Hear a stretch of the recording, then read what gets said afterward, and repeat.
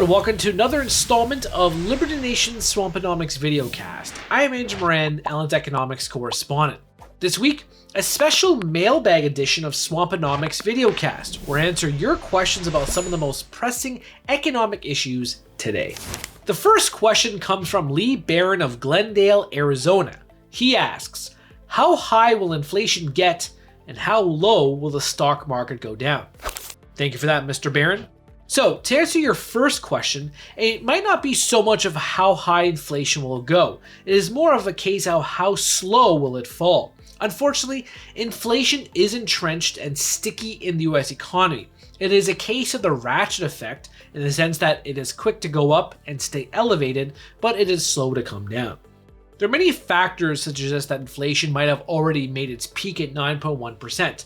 The Federal Reserve's money supply growth has stalled, commodity prices have started falling, demand is beginning to ease because of the Fed's tightening endeavors and recession fears, and the global supply chain crisis is easing, although it's far from being resolved. And in regards to your second question, the fourth quarter is looking to be more of the same as financial markets try to find a floor amid the Fed's rate hikes. So, as all three leading benchmark indexes slip into a bear market, they could very well test new 2022 lows in this coming quarter. And the main fear is that, like we recently saw with the British bond market collapse, the central banks will be manufacturing different crises as they zap liquidity out of the system. But investors are ingesting some hopium, thinking that the Fed will pivot like the Bank of England and slow down the pace of rate hikes or perhaps ease their tightening efforts. Next year may move on from inflation, but then it will concentrate on recessions and try to adapt to an economy of higher interest rates. So I hope that answers your question. The next question comes from Dave Metcalf of Arizona. He asks, given the current economic situation, high inflation, weakening housing market, weakening consumer spending, weakening industrial ordering, what steps could or should a new Republican majority Congress take to help stunt the Biden policies and help shore up the economy until the 2024 election? So thank you for that question, sir. So if you have seen my appearances on LN TV or LN Radio, I've been asked this before, and the answer is generally the same. Do not depend on the Republicans to do anything worthwhile. While they should serve as obstructionists to any new spending efforts or fiscal expansion bills, they will likely just compromise based on the record. So, if the Democrats propose $1.2 trillion of new spending and the Republicans propose $900 billion of new spending, they will meet in the middle and settle on $1 trillion. So, remember the sequester-geddon of 2013? Republicans and Democrats celebrated because the sequester resulted in $85 billion in across-the-board cuts. $85 billion. They acted like they championed some new era of fiscal conservatism. And then, rather than agreeing on a deficit reduction plan, Republicans agreed with Democrats to raise the caps for spending. So, in reality, the best thing is for the Republicans to stop the federal government from spending more. The GOP needs to handcuff Washington and ensure no more new spending occurs. Is this politically feasible after more than 2 years of enormous spending growth and now recession fears? Probably not, but it would be the right thing to do. The next question comes from Suzanne Shanley of Stanley, New Mexico. She writes, quote, the one read from the script answer I get from those who follow the left-thinking crowd is, you realize that the current president has no responsibility on what the last president did. The economics of this term is from what the previous president did. Now, how does that work? Thank you, Ms. Shanley.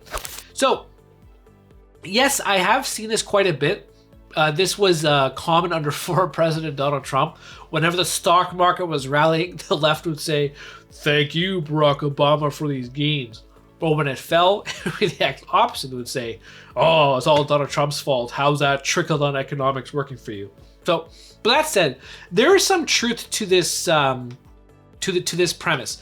The reality of the situation is that the economic policies enacted in the previous term would obviously impact the next president. So for example, if the previous White House cut taxes and lowered the regulatory burden for small businesses, then it was unchanged by the next administration, this would have a positive effect on the economy. So in a real world example of this, many on the left will solely blame former President George W. Bush for the housing crash.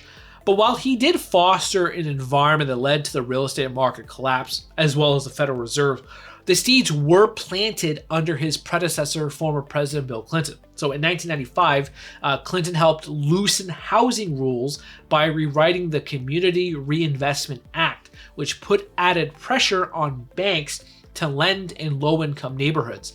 And then this contributed to the subprime meltdown. And there, lo and behold, more than a decade later, you had the housing bubble collapse. So this is just one example of how a previous administration does affect its successor. So with Trump, for example, he had passed the Tax Cut and Jobs Act. Now that allowed lower taxes for across the board, and then that helped sustain economic growth under the current administration, as opposed to hiking taxes. So there is some truth to it. Of course, people use it as a political football on both sides of the aisle. The final question comes from Stan Mobley in Texas. He asks, what do you think the mortgage rates will peak at before a supreme leader tells us he has leveled them out with his genius out-of-the-box thinking? Thank you for that question. So last week, the 30-year mortgage rate interest rate inched closer to 7%. This is up from just 3% a year ago. Rates have not been this high since after the housing crash. For market analysts I've spoken to and to the various industry surveys, many expect a 30-year fixed-rate mortgage to climb even higher. Is 10% within reason? It remains to be seen. But remember, the answer to your question also depends on multiple factors that do contribute to higher mortgage rates, or if you want to reverse it, lower interest rates. The Federal Reserve and the prime rate, the bond market, inflation, mortgage-backed securities, and the state of the overall economy. So until inflation comes down significantly and the Fed slows down its pace of rate hikes, fixed-rate mortgage rates will not come down anytime soon. They'll probably have more room for growth. But as the great Betty Davis said in the wonderful film All About Eve, fasten your seatbelts. It's going to be a bumpy night. So I'd like to thank our readers for submitting their questions for this week's edition of Swamponomics TV. As always, you can check out my full Swamponomics column on the pages of LibertyNation.com. And also, in addition to my previous interviews with economists and media personalities, you can also watch my previous interviews with my fellow LibertyNation.com colleagues, including Mark Angelides, Jeff Charles, and James Fight. Thank you. Entertaining, informative, and just plain fun.